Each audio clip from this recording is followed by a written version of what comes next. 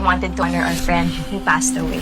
Diba, Luisa? Gusto mo ng ganitong house? Eh di pagawa na tayo para sa ating 5. Pinapagawa na ni Mel at ng mga kaibigan niya sina Alice at Beth ang bahay kung saan daw sila sama-samang tatanda at magre-retire. Kung nandito pa sana si Luisa ngayon, kasama sana namin siya na mapagawa ng bahay.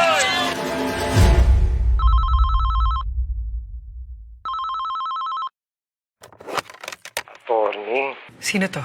si Edong to. Yung una mong pinakulong.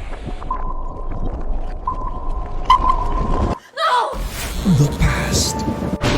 14 years ago, dito raw sa street na to, nakita si Luisa Soria na mga kaibigan niya patay. Laslas ang leeg. Always has a way of haunting us. May naisip ba kayo na pwedeng gumawa nito sa kanya? Yung suot na nung araw na yun, hindi yung suot ang lalaking pumatay kay Luisa. Alam ko kung sinong pumatay kay Luisa Soria. But what if the accused Sabihin na natin na si Edo ang nakita natin pumatay kay Luisa. becomes the victim of lies? Nakabuo na kayo ng sarili-sarili ng buhay. Pinagsisisihan niyo ba ni minsan na sinira niyo yung sa akin?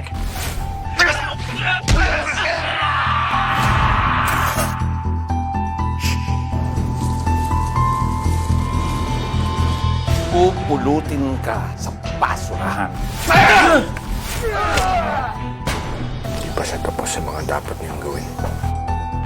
Ang sabi ng mga bata, yung lalaking humabol daw sa kanila, nakasuot ng cap at hoodie. Di ba yun din yung suot nung pumatay kay Luisa? Sinong lalaki? Nagbibintangan mo yung kapatid ko na gumawa ng krimen sa labas habang nasa loob ng bagong bahay kung saan niyo siya pinakulong. Stop acting like ako may kasalanan. Ang malinaw ngayon, nasa paligid lang siya.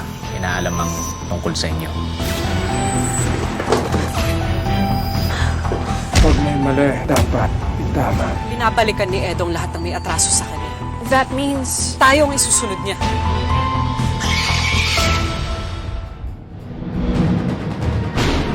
It's time to unearth the truth.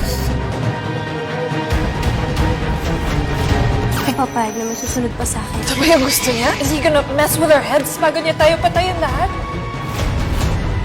Ikaw ang susunod.